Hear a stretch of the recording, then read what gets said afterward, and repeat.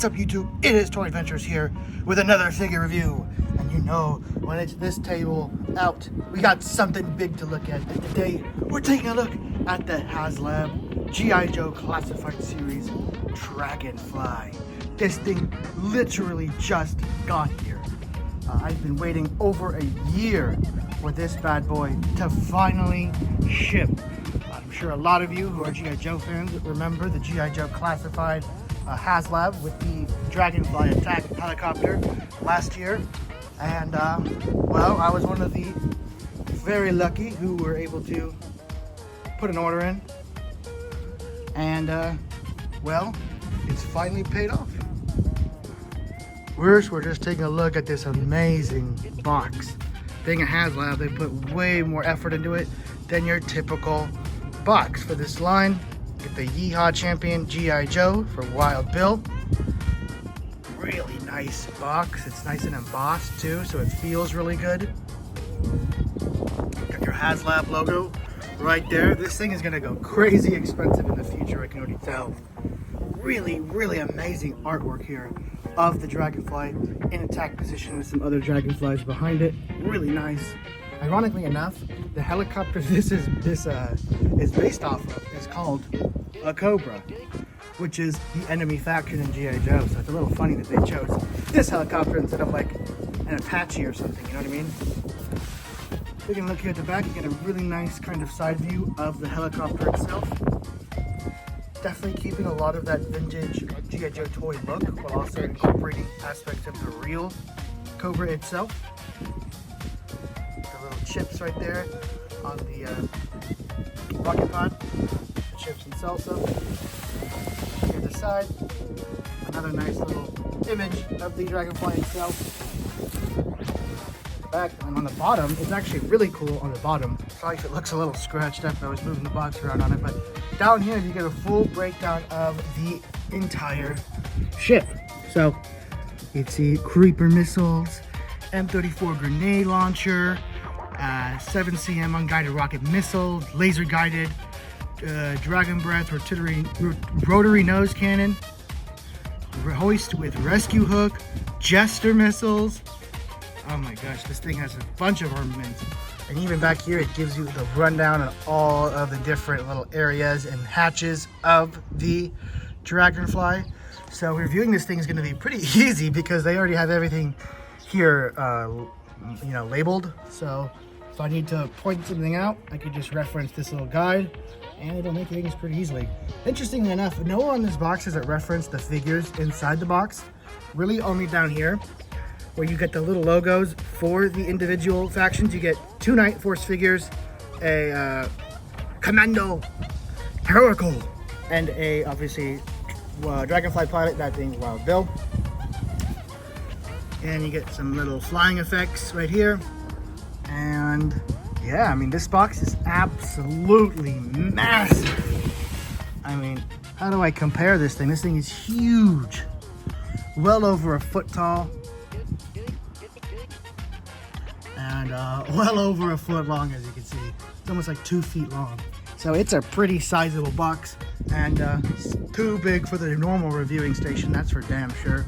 So instead, we're gonna take a look at it and unbox it out here, outside, where it's wild. So let's get started with the unboxing process and free our attack chopper. The Yeehaw Champion.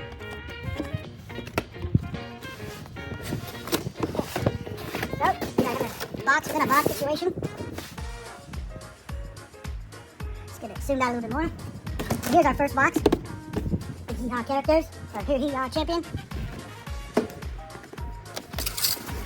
This next box just has the G.I. Joe logo on it. So I'm assuming these are the characters, and these over here are the effect parts.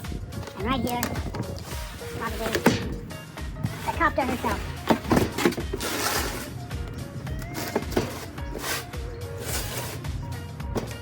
Here are the 3 boxes you get.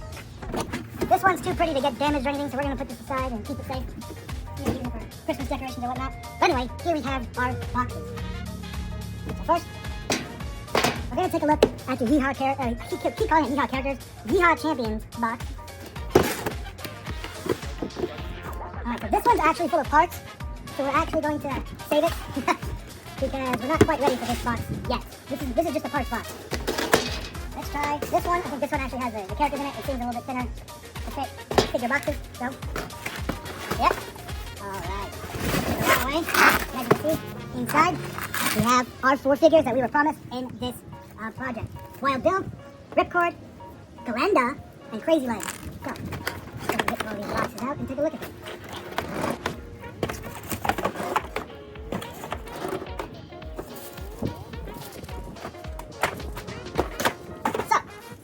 Here we have our Joes, and let's take a better look at each and every one. First of all, we've got Wild Bill.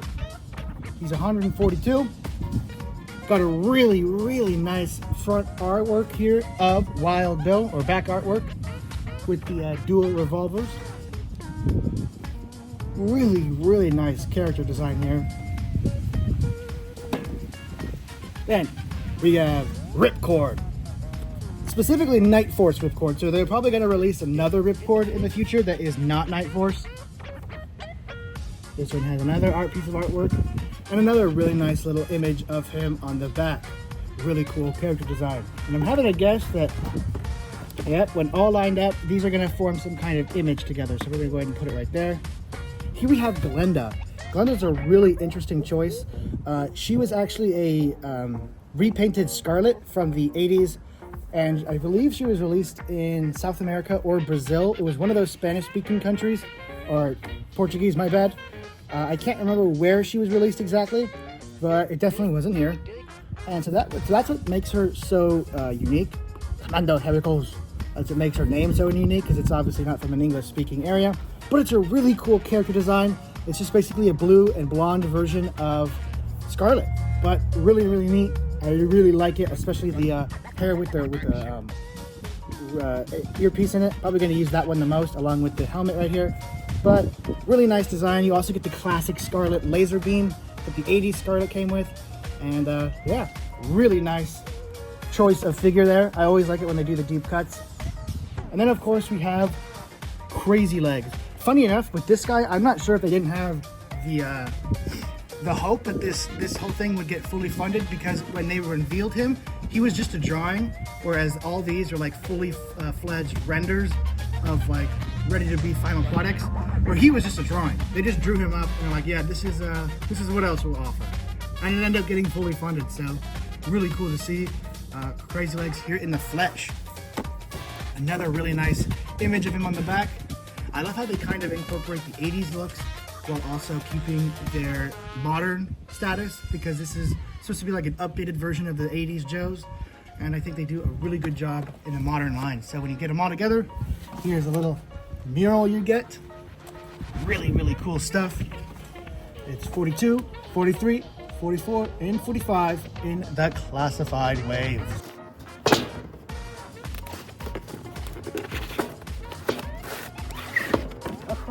This one has the most stuff to go off. They have a really nice little kind of decal sheet right here. Pretty sure these are just stickers. Really cool. I would also be happy with water slides, because but I know not a lot of people know how to do those. This, a rotor blade. It's a big rotor blade. Seems to be blast effects. More blast effects. Damn, these are huge. Tail fin. Rocket pod. Some huge missiles. And I like the chin gun. This thing is getting me very excited to see this whole thing, because it's trying to shape it up to be pretty big. Oh,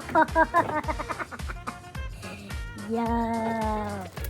So here we have the front half and the back half of our beautiful Dragonfly. And some more minor accessories. So that's it for this box.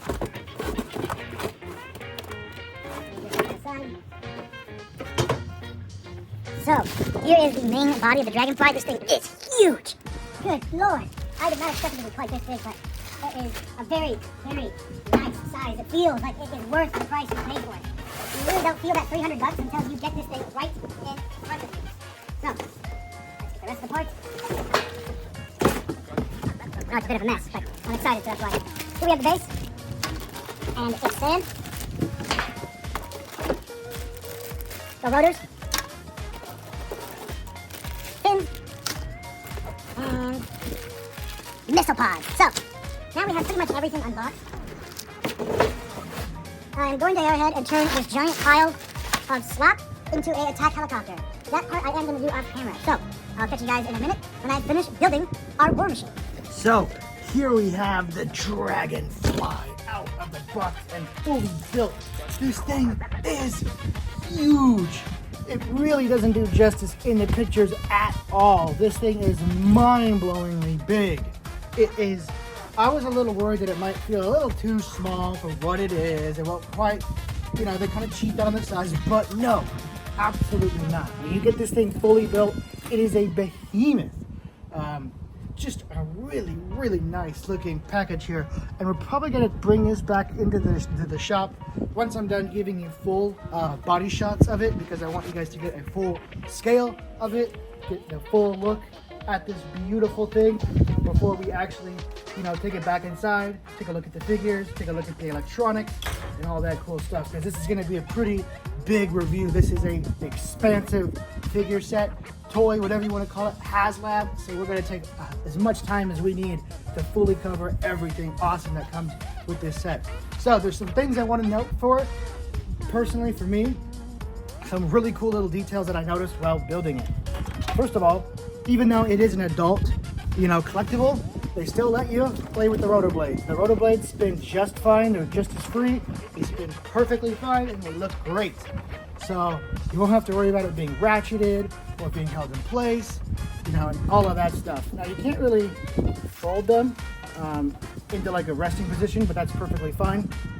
Another really cool thing is how sturdy the connection from the fuselage to the tail is. For a note, I can grab the whole thing by the tail and fly it around, and it is perfectly stable right here. Really, really nice design work, engineering. They did a great job on that. And not to mention, just look at all these details.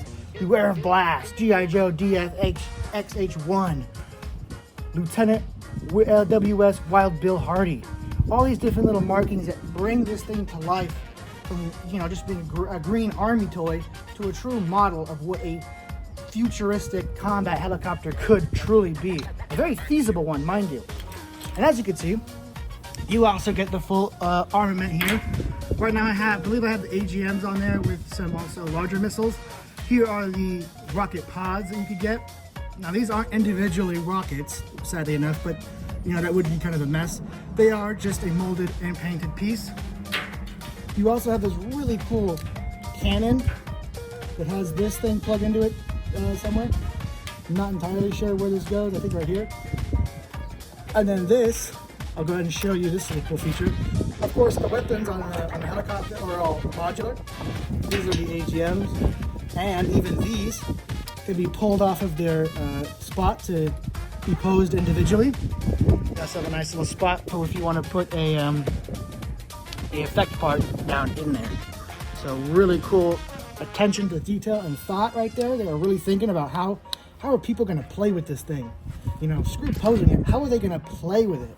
And those are the best kinds of designers, because you don't know. There could be an adult who wants to play with this, or there could be an adult who got this for their kid. This would be an unforgettable Christmas toy. Unforgettable. You would never forget getting something like this for Christmas. Now, there is the giant gun attached to the side. Usually I would prefer them to be two of them, so it kind of equals out the weight when you're shooting these things. But I guess one is fine enough. It's G.I. Joe. It's got to be a little experimental and a little high-tech for them, so it's got to be a little different. You also have this rescue winch. Pulls down really easily, and then you use this little tool right here to wind it back up. And this, you got to put down right here. So you do kind of have to choose if you want a rocket pod or the rescue winch. I mean, yeah, you can have both, because you can put it on this exterior little hold and put this bad boy right here. So realistically, you could have a lot of different armaments on this thing at once. I mean, you could go crazy with it. These snap into these little pegs, so you can have these here or here. These missiles only going right here pretty much. And yeah, so you get quite a bit of options on what you want the DragonFly to be armed with, depending on the mission you're sending it on. So, let's take a look here at the cockpit. This tape's removed. So we can actually open it up. Actually, you know what? I'm going to save that part for when we go inside so we can actually take a better look with all this wind and everything. I just want to make sure you guys got a full body shot of it. So you guys can fully appreciate. I mean, just look at the size of the G.I. Joe box next to it. This thing is massive. I mean, even in the video really doesn't do a good job of capturing how big it is, because you can look at this G.I. Joe box and be like, it's a fair size. But when it's really in front of you, you truly get that moment, you know? So really, really awesome stuff. But let's take him back inside so we can get a really nice and closer look at the DragonFly itself. And of course, her crew. So, it's gonna be kind of chaotic here. I gotta get out of the chair. Trying to review this behemoth inside this small space. So forgive me if I'm constantly adjusting the lights just so they're out of the damn way.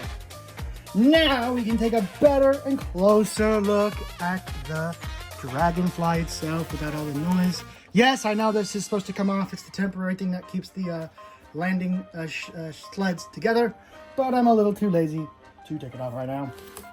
And so all the cool little gimmicks we got. Obviously up here we have a button feature for the lights, but we haven't put those in. We'll put those in at the end, so you guys can look forward to that. But first we're gonna take a look at the little opening hatches. I guess they're service hatches. So you can have a repairman come in here and work on the engine and load up the helicopter. It'll come down. I like the hatches are firm, that's a good thing. Work and reload the weaponry. So this is the grenade launcher, so they'd be loading up grenades right here. Possibly some 20mm for the gun down there. Really, really cool stuff. I love when they add maintenance hatches on these vehicles. And I love them even more when the maintenance hatches are nice and firm and not flopping open when you're trying to mess with it. So really good design on this thing. Great job, HasLab team. You guys really killed it.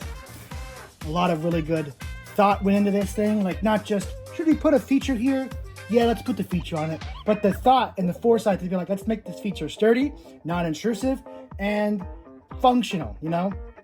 So they really did a good job of thinking, all right, well, they want hatches, that's cool, but let's make sure the hatches are openable, you know, and not just flapping open. They're not just resting closed, so they open up whenever you pose it. They did a good job. These are nice and sturdy, and yeah, really cool. I wish there was maybe one or two more, but that's just fine. They got the idea down that you service it. Maybe one up here to work on the rotors, or down here for, I don't know, cargo hold. I don't know, I'm just getting creative now. So let's move this thing back and take a look at the actual cockpit. All right, so this is the one review where I'm going to really have to reuse that camera 0.5 mode, because it is tough getting this whole thing on frame. But I believe we can open this one up and over here up as well. Oh, I guess like the whole thing opens up. Oh, there's a piece of tape, that's why. The whole thing can just open up real easy in case you want to get figures in there. This is funny to me because this is how the vintage DragonFly opened up. You know, just the whole canopy all at once. And it worked for getting that one figure in there, but now that it's a two-seater, I mean, you have the more realistic opening where it's just the side part opens up. And then I thought they did that for the side too, but I guess not. I guess you do have to do, oh no, for the other side, it's on the other side of the cockpit. So for the pilot side, I believe the left side opens up, and for the gunner side, or no, I think the pilot's in the back, right? I'm not too familiar with piloting or these helicopters. I think the pilot's in the back and the gunner's in the front. So I guess the pilot would be right side and the gunner would be a left side entrance. Or you can just go crazy and go vintage and have the whole thing open up. I love options, so I'm really happy they did that. You know, in case this is just too much of a pain in the ass to get a figure in there, which it would be. This is not too much space to work with. They thought, oh, just open up the whole thing, who cares? Realism be damned, it's a toy, you need it to be able to function. So, really nice thought put into there. Now, I think we've harped on enough about this chopper. Well, no, I actually completely forgot. How am I so airheaded? I'm just so excited I'm forgetting things. Let's take a look at the actual engine detail. Now, we'll deal with this again once we have the lights and sounds in there, but I just want to go over the detailing that is present with no lights and sounds. As you can see, you get a ton of different instruments, panels, pretty much everything you need to get this helicopter off the ground. And then it's all covered in by a plastic sheet, so it looks like it actually has a glass monitor. It's just such a high quality look. For those who are actually pilots or have experience flying, you might know what each and every one of these little doodads is. I have no clue, and completely lost on me, but I know it looks damn cool. And you're looking at the pilot seat. I'm gonna go ahead and just refer to this as the pilot seat, not the gunner seat. So whoever's in the comments who knows can correct me. Is the back one the pilot or the front gunner the pilot, or the front person the pilot? I'm pretty sure it's the back one because they have the better view. But again, I am not entirely sure. Never served, never been near a helicopter, so I wouldn't exactly know, right? But let's go ahead and take a look at the figures finally. Now, time for the part of the review that's gonna make it nice and long. The figures, because I love talking and rambling. Here we have the star of the show, the cowboy himself, the Yeehaw champion, Wild Bill. So, this is a pretty standard box for the new wave of Classified, but it has its own nice dark blue tint going throughout the entire box, making it unique to the HasLab. So these are the only type of colored boxes you'll see for this. This is the only time you'll see this coloring for this HasLab, which makes them very unique and very worth keeping. Number 42. Again, nice artwork on the back. But let's actually unbox Wild Bill and see how he is. So here we have our DragonFly pilot fully unboxed. And first, of course, we're going to go over Wild Bill's accessories. So you actually get two different versions of the Calvary hat. You have one with his hairpiece in there, so it looks perfectly natural when he's wearing the hat, kind of like a Lego piece. But you also get, come on, Wild Bill, his cowboy boots do make it a little awkward to stand. He does have a separate, completely independent Calvary hat in case you want to have it held by him or something. Just some options. So here is his non-being worn cowboy hat, or his Calvary hat. Got the cross swords and the other markings on there with the little tassels in the front. Looks really, really good. And was wondering, because the bottom of it is open and it's just kind of like something barren, can it be worn by another character? Actually, yeah. I mean, it can. It doesn't fit on there very well, but if you had a character with maybe more hair, you might be able to make this thing work. That's actually pretty cool. But I wanted to make sure I tried that. Let's try a different character. Someone with maybe more hair. Let's try maybe him. Well, not quite. But you guys get the idea. If you have a thick enough head, Joe, you could possibly have him be twinsies with Wild Bill. Now you also get the non-hat version of the hair. Same standard thing as Lady J. Just take off the hair and put it in, and it has a really nice look to it. I love the look of this face.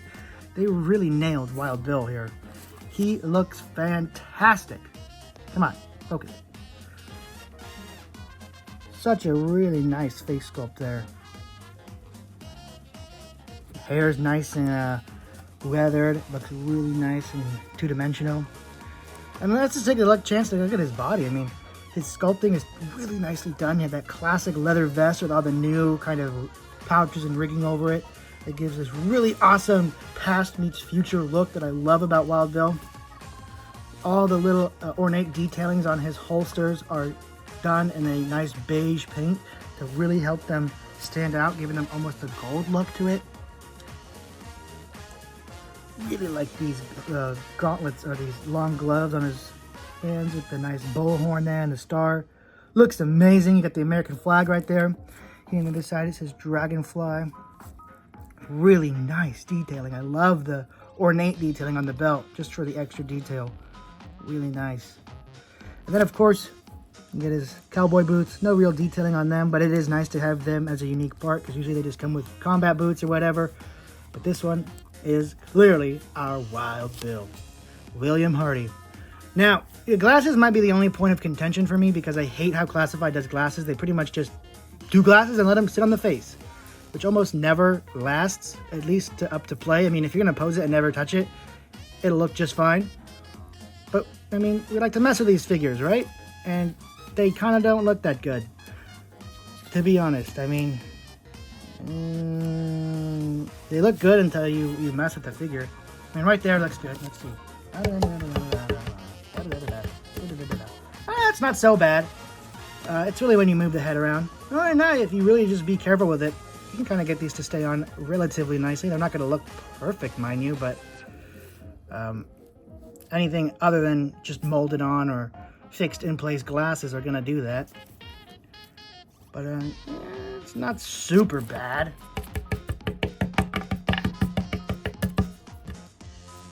Pretty good, actually. But let's try it with the hair, with the hat, because that's where the real look comes from.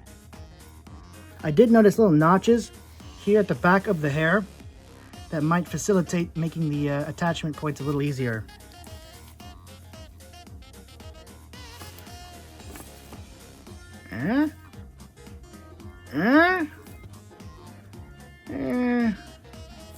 It's pretty good. Pretty good. Nothing too crazy. Doesn't sit as well as it should, but it's all right. I would have preferred to have the glasses fixed to the hair like that. I know it would have cut down on options, but man, would it looked much better while all stable, or at least offer that as another option. I mean, it's a HasLab, go all out, you know what I mean? Give us 3 different head options. But it's not terrible with it just on its own, because like I said, you can sort of pose and walk around and they don't move. So I find them acceptable. They are good. They did a good enough job. Not my ideal setup, but they did a good enough job to the point where it's a functional product instead of them always falling off, which is what I was afraid of. Let's take a look at his heat, his pieces. I believe these are 2 Colt single action armies, or maybe double actions. I'm not too familiar with revolvers. I know them to a good extent, but not like the intricacies. So if these are single action or double actions, let me know. But these are definitely Colts. I think these are Peacemakers. These are the classic Peacemakers. Pretty much the only detailing is the white on the grips with the little stars on there. But these look really cool. Obviously, these are unique for Wild Bill himself, which makes these even more special. And you get 2 of them. Obviously, they go to Wild Bill, but let's say you got multiple Dragonflies. Now you just have 3 revolvers. And they fit right there in his holster. Quite snugly, actually. Not too snug, but snug enough. They're not going nowhere. Very nicely designed. You can kind of see the holsters are really nicely and squished and tapered at the end, so they hug the revolver nicely and keep it in place. And of course, you got his knife, which just fits right there in the sheath. So that is Wild Bill. Pretty much. Articulation is standard for the line. Got a double jointed knees. His boots can, go down a lot. And they can go up a far. It's that cut right there in the boot. See that little gap right between the boot and the heel? That can actually slip behind the pant leg and really make it go far down. So that's pretty interesting. Not very good butterfly joints at all. This guy's really meant to just dual wield or hold a pilot stick. Ab crunch is ratcheted, so you do get a nice sound when it ab crunches. I believe that's unique to this figure, or maybe that's something they're going to do from now on, but I don't remember old figures having ratcheted ab crunches. No, they don't make any noise. So that's pretty interesting. Now, that has been Wild Bill Hickok. I'm not going to do too much on these individual figures because we got 4 of them to look at, but that's Wild Bill. He gets a 9.5 out of 10. This is a stellar figure of a character we've been very much needing in a G.I. Joe lineup. And it took this long to get Wild Bill. I understand why, because he has to come with the Dragonfly, but it feels like a huge hole finally filled in. Hey, you guys be nice in the comments. Not a that's what she said moment. Anyway, let's take a look at, actually, you know what? I'm going to take a look at the truly underappreciated child of this HasLab. Crazy Legs. The guy who only got a drawing. He only got a drawing for the longest time until we actually saw physical representations of him. We only had a drawing. So, let's take a look at what is inside Crazy Legs' box. So, here we have the quite literal black sheep of the Hasbro HasLab DragonFly offering, Crazy Legs. So this guy was, as I said, just showed us up as a drawing for the last tier of the unlocks. I guess they weren't as confident that he'd be fully fledged, so they didn't even bother rendering him, which makes him the black sheep because there wasn't as much info on him as the others. But he actually is proving to be quite an awesome little offering because you get a lot of interesting parts with him. He is the introduction of actually used chin straps on the figure. As you can see, his helmet actually has a functioning chin strap. Yeah, we had tripwire, but that one didn't count because that's not a real military helmet. Then after that, you had Doc, which was produced technically after this guy because these guys were all unveiled and designed last year. So it's been a while for them. So this is kind of where it was introduced, an actual chin strap helmet. And we're going to take a good look at the face because we're going to put the helmet on right now. There is the face. We're just going to take a look at the body real quick.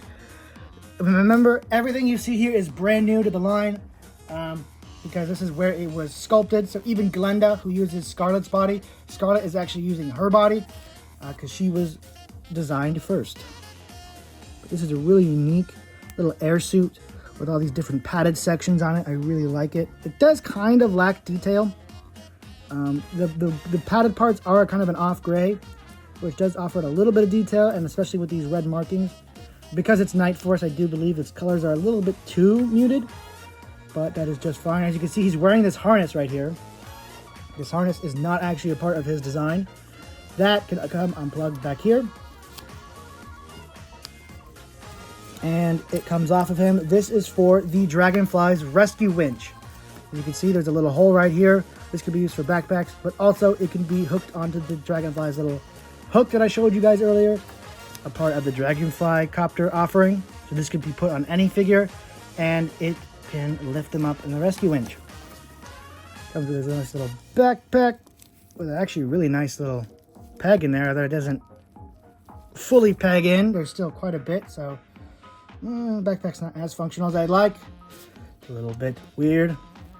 Although you do kind of see just truly how under-equipped he is without the harness on it. It does kind of mess with his look, so I might just keep the harness on him permanently just because it adds so much to his look. Without it, he does look a little barren. Here's his cap. One thing I want to see, and I'm sure some of you guys are also curious about this, is it the same cap as with Alpine? Let's get it off and see. No, they are very different hats. Let's just do a quick comparison. Yeah, very different for very different things, but it is cool that it is just another generic baseball cap. There's no head attachment in there, so this is just a cap. Can it be used on other figures? You bet it can be. This is a usable hat, very much so. So if you want to keep him in his helmet, this could be a hat you just give to somebody else. Can have it. Yeah, you can have it on backwards too. So really cool, really nice. But this is actually just a functioning baseball cap for other figures as well. So love that as an accessory, and it actually can work with other characters too. But let's get his helmet on. I much prefer this look, obviously. I love a geared up Joe. Just gotta put it down on the head like that. It is a little loose on his own head. Kind of wobbly there. Interesting. Put his holster back on. It's got kind of a, I don't know what kind of pistol that is. I've never seen that before. I was gonna say Glock because it kind of has a Glock shape, but it's not a Glock. You guys recognize this type of pistol? Let me know down in the comments. But it just looks kind of like a made-up pistol. Fits in his holster nice enough. Then you have these goggles, which are supposed to fit over his helmet. You have the smaller ones for his actual face. Then you have these ones, which are supposed to go over the helmet, and they don't. They're just not stretched out enough. And I can really try and really finagle with it, but it feels like I'm going to tear it, the accessory. I really don't want to do that. Maybe they go over the hat instead. I'm not sure. I mean, they fit over the hat much better. Look at that. Much better. It makes me think that they are just for the hat. They kind of fit the hat perfectly. But I also saw in the picture that they're also meant for the helmet. So it is a little tough. At least mine don't really fit the helmet all that well. But they fit the hat just fine. So I guess we're just going to have him in the hat for now. And obviously you have these ones for the head. And then you have this little submachine gun, which kind of reminds me of a UMP5, but obviously different. Interestingly enough, its buttstock is foldable. That's the first time we've seen that. And I hope they do that for more figures. That's really, really, really cool. It's about time these weapons stop being just, you know, pieces of plastic with removable mags, which is nice. I always love that, and I'm happy they do that. But folding stocks, this is the future. Soon, you may even have G.I. Joe figures with removable attachments if they really want to go that far. Marauders is already doing it to meagering success, but G.I. Joe, I feel like, could really take the next step. I think they should add removable attachments, just go crazy, have sights and scopes that you could pull off and little hard points that you could plug into. I think that'd be really cool. That, with the folding stock, it's the next step.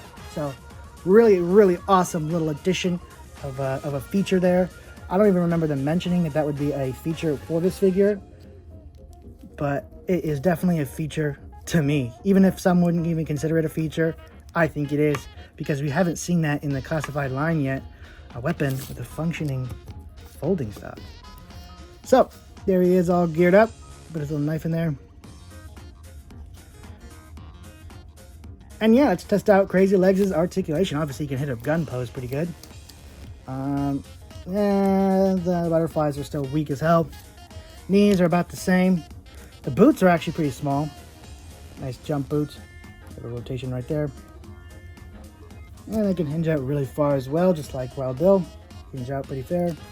This is definitely more of a looser figure. That guy was so stiff coming out of the box. But this guy is definitely a lot more loose, feeble. Well, not feeble, but flexible. Limber is more of the word I was looking for. Not really feeble. That means more weak. This one doesn't feel like super loose. It's weak. It just feels like, well, it kind of feels like it's already been messed with. It's already been played with. Like its joints have already experienced being moved, which is just fine by me, because that means it's not a short pose. But his design is a little empty for me. I would prefer more gear, so I'm probably going to keep him with the harness on, or maybe just give him a new loadout entirely. Yes, he's a HasLab, and I want to keep that HasLab flair to him, but these are Joe's, and I love customizing them, so you never know. Anyway, that's it for Crazy Legs. He gets again, 9.5. Actually, no, for him, just a 9 out of 10. I think he could have done with more gear on him. I know they were going for a look, but he just looks a little empty for his mission he is going on. So, 9 out of 10 for Crazy Legs. Let's add him back here, all his accessories, and let's take a look at Glenda. Here we have Glenda, the Good Witch. Pretty much our blonde Scarlet. This was one of the ones I was super excited for. I was pretty much, Wild Bill and Glenda were the ones I was really, really excited for in this offering, just because I love deep cuts. I like getting female Joes. It's a total sausage fest in that unit. So it's nice to get some more females, and especially ones in varied roles. I like how varied the females have been so far. You have your saboteur and whatnot. You have your infantry, snipers. It's nice to see. And now we have even a helicopter pilot. Even though I guess Scarlet is technically a pilot too. So here we get everything with Glenda. You get the figure itself, piloting helmet, headset head, and regular hair, which is interesting considering she already has regular hair. I wonder what the difference is. Maybe just a different look. And then, oddly, this is the pilot harness that you're supposed to give to figures. I guess the one with Crazy Legs wasn't really the one, but this is the one that you're supposed to give to the figures. There's the hook for it. So I guess that actually is part of Crazy Legs' look, that harness. So I would have to put that back on him, which is good, because I still wanted to have the harness available for other characters, so it's good that they actually included this one. I completely forgot that this is the one that was supposed to be it. And yeah, you can clearly see the little hook right there for where the figures are hooked onto and lifted up and rescued. Kind of a mess looking, but we'll put it on the figure eventually. First, let's take a look at Glenda herself, the Good Witch. It's pretty much just Scarlet in a blue and white color scheme. You can see the little ninja stars there on her shoulder, on her arm, and a nice little hidden pistol right there on the bottom of her forearm. So interestingly enough, this figure came first. This was when this thing got funded in the HasLab, that was everyone's confirmation that they were actually going to reuse this mold and give us a Scarlet with it, which is perfect, because prior to this, there was no true retro Scarlet. There wasn't even a good Scarlet, to be quite frank. They all had terrible arm articulation, terrible articulation in general, hit or miss looks, mainly miss. So this mold was a true godsend for the fandom. This awesome gal right here. So here we have the mama and the daughter mold. See, they are pretty much identical, just with different colors. Although I think actually the body here on Glenda actually has a texturing that the original Scarlet doesn't. As you can see, the vest on her is textured, while Scarlet's vest right here is smooth. And I also, yeah, it still has a little shoulder part right there, you can see. But there are subtle differences to these. I think that might be the only one. But yeah, I mean, they're not exactly identical. For the most part, they are. 99% they are. But for the chest, this one actually has a textured vest, and this one is purely smooth. So just an interesting little difference, I guess. Let's take a look at the other hair pieces. Glenda's face is a little wonky. It's not terrible, but it could be better. Her eye is a little off place, just slightly. This is the hair piece that I'm the most fond of, at least the way it looks. And it seems to be the hardest to get on. There we go. Oh yeah, that looks really cool. There's something so nice about just having a simple headset on. Looks really nice right there. So there it is with the headset. Really cool. And I'm glad that it's a hair piece instead of it being a separate accessory, because we all know the headset would not stay on.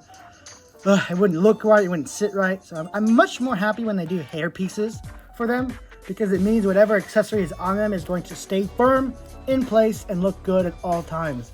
Instead of it being, oh look, you can remove it. It's a removable accessory, but it also doesn't look good when you put it on anywhere.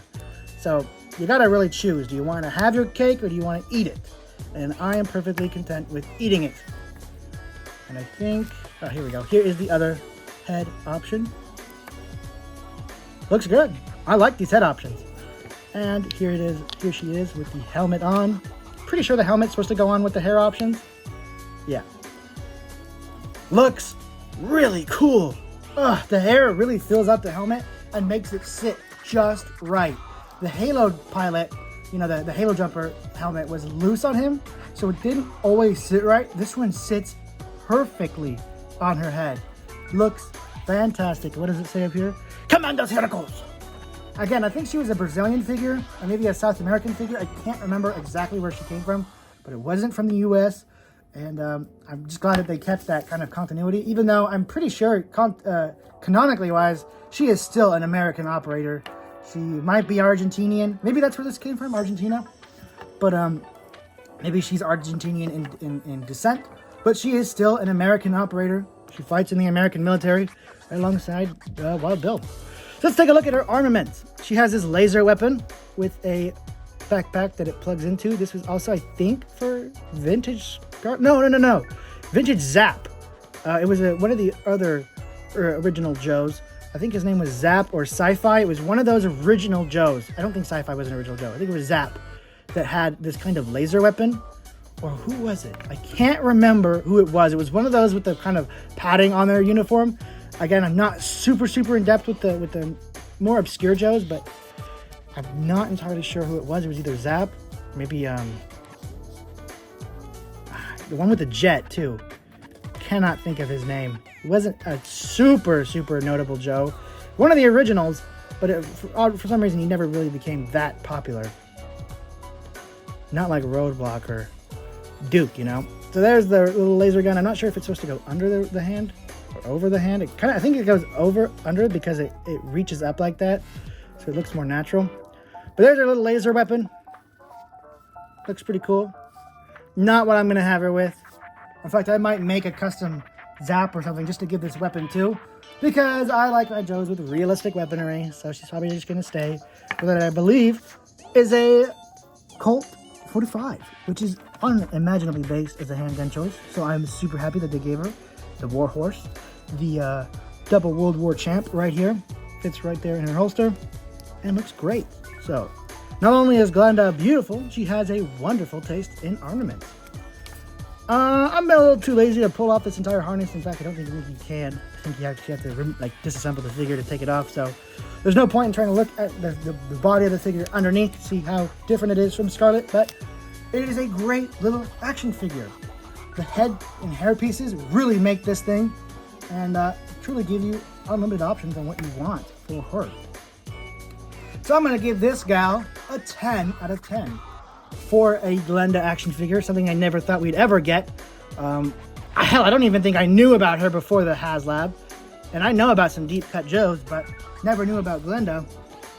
So for what they were going for, they knocked it out of the park. Not only did they give this figure a brand new body that also brought another fan favorite character to life, it comes with all the accessories you could possibly want for a helicopter pilot, and it looks great doing it. So this one is a perfect figure in the wave. The face sculpting is a little subjective because yours might be better than mine, mine might be better than yours. It's not as defined and as, well, quite frankly, pretty as the original renders made her look. But, you know, things happen in the production process and it always can't be perfect. I think they still made her look great, and she is very, very, very welcome in this team. Finally, we have one last figure to take a look at. Ripcord. So here is Ripcord. And I don't really have too much to say about him. He does have some reuse in him, but nothing too bad, right? So a really awesome image of him back here. Yeah, Ripcord, he is number 143. And yeah, let's not waste any time. Let's get him out of the packaging now. All right, so for Ripcord, we're gonna go a little fast because there's not as much interesting stuff with him. But you do get the standard pilot suit that we got with Wild Bill, except you get this little decal right here in the shoulder. Not sure what this is supposed to be, so if you guys know, let me know. It looks like a bunch of scribbles. It's a little too hard to define. We got a nice little Night Force logo right there. Pretty interesting little face sculpt. Looks good enough. A little basic, kind of like Andy, or was it Andy from the Barbie movie? The guy who I can't even remember the actor's name. I can't remember his name, but the guy from Mona Flowers movie. I can't even think of the name. Scott Pilgrim. Michael Cera. That's who I was thinking of. Michael Cera. He kind of gives me a Michael Cera vibe, a little bit, not too much. But yeah, just an interesting little face sculpt. The weapons are nothing to write home about. These are weapons we've seen a bajillion times. We've seen them with the Viper 3-pack. We saw them with the Steel Core, the Steel Core Commander. Yeah, these are not interesting at all. And they're kind of a bummer that they were included. These were neat when we first saw them because they weren't used as much. But now that they've been overused, same with this pistol. Super boring, been used a bajillion times. So we're not even going to address them. But what we are going to address is the actual figure itself. Interestingly, he comes with like a pair of goggles that you'd ideally wear with like a helmet. But his helmet is more of just the generic jump helmet, which already has a giant pair of goggles on it. So is he supposed to just wear these on their own? I'm not sure. It feels like he's missing a helmet or something to go with this look. You know what I mean? Otherwise, I'm not sure what these go to. Because, I mean, when you're wearing this thing, wouldn't you just wear the whole face shield over it? But the face shield is adjustable. I don't think that was a thing on the Halo jumper. So that's pretty cool. Face shield is now adjustable. Although it might have been. It might have actually been. I can't remember, but it is cool nonetheless. Just like the Halo jumper. We have the little air mask right here. And it plugs in the same exact way. I can get it to plug in. There we go. And here's a look at the face mask. Pretty cool, pretty cool. Pretty sure the Halo jumper is actually folded up. And what I remember, at least from the Halo jumper, is you just push the whole thing over his head. It works kind of like that. There he is with his little face mask and everything. With that true pilot look, and it doesn't quite line up all the best. But as good as I can get it to line up. And you put his big old jacket on. I believe this is the same one. No, it's actually different because it doesn't have the peg for the side bag. So this is a slightly different mold from the Halo jumper. But it is the same, like, overall thought process of how it is pulled off or executed. Plug it into the back, bring it all around front, get it all nice and snug. Come on, get in there. It'll take quite a bit of finagling to get it all working. Another thing, these little harness straps for his regular harness are super annoying. They always come undone. I'm just trying to pose this thing. That sucks because I'm probably gonna have to glue them because they just don't look good when they are not locked in.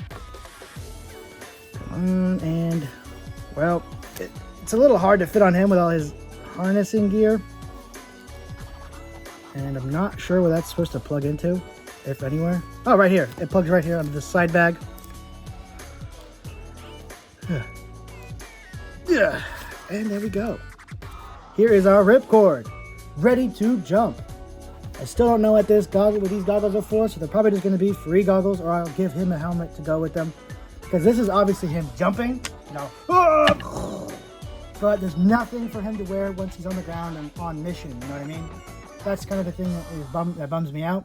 They thought of that kind of with him, although he doesn't really have any jump gear. He kind of had the Halo jumper was really the perfect one. Came with an air helmet and a ground helmet, but I'm sure I got something in the drafts for him to kind of spoof him up. But yeah, that's pretty much it for ripcord. I mean, we already went over the articulation with Wild Bill. This buck is serviceable, not crazy good, but definitely serviceable and nice. He's got the more traditional army boots instead of the cowboy boots.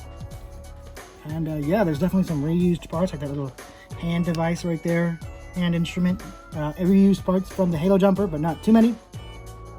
But yeah, another very valid member and crew of the DragonFly.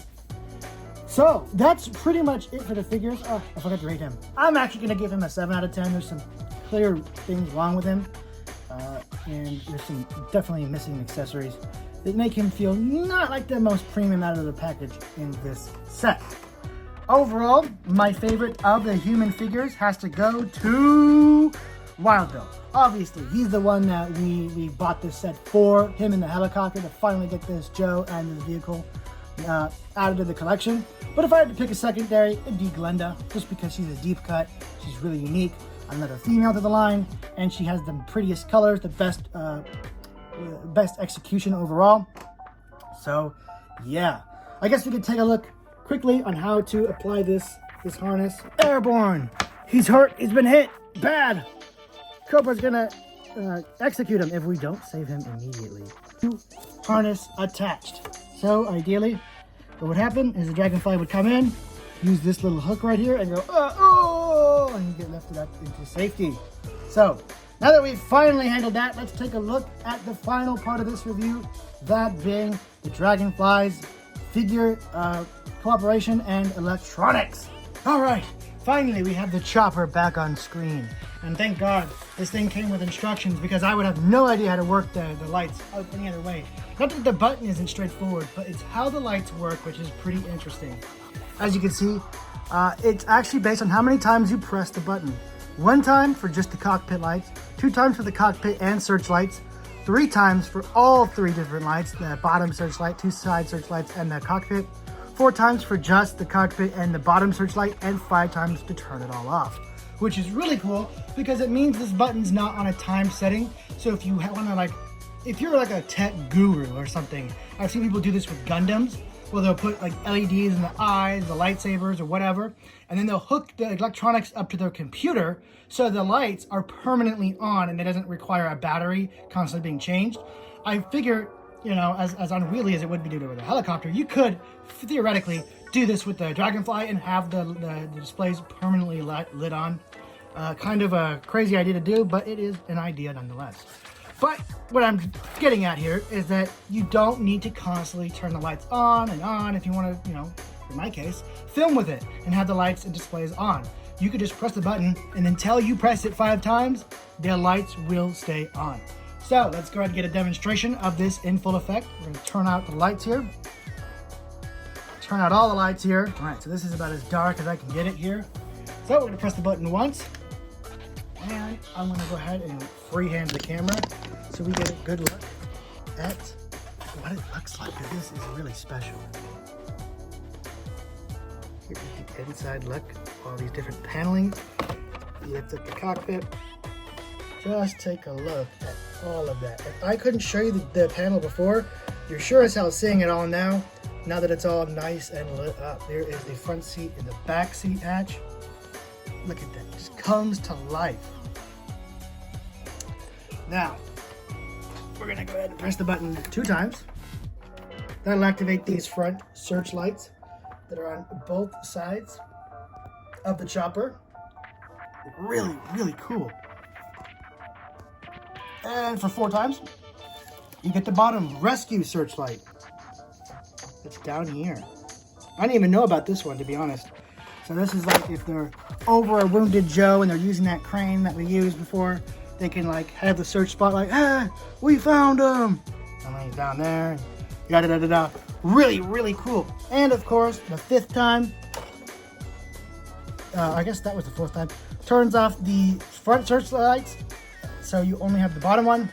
And then finally, it turns it all off if you press it again. So really, really impressed with the electronic feature on this helicopter. They really found a way to make it work really nicely in an adult way, instead of it just being you press the button, these go on, maybe a sound effect plays or something childish. We gotta go! And then it lasts for like 10 seconds and then just turns off. You guys know what I mean? You guys have seen toys like that. No, this one is on until you say it's off, and that is really cool. And not only is it on, you have different options. So a really, really awesome way to implement this feature. To show, here is how it looks with the lights still on. So as you can see, the glowing factor of these is still pretty strong. Even with 2 lights fully on them, you can still see the light displays in the cockpit just fine. All right, so there's something else we gotta take a look at. I completely forgot about these, but it is just as important, well, kind of. The decal sheet. So you do have a decals for the DragonFly. These are for the stand itself. You get some really, really cool ones. Look at that artwork. That's almost kind of like a Rob Zombie kind of art style right there. The DF1, the DragonFly 1.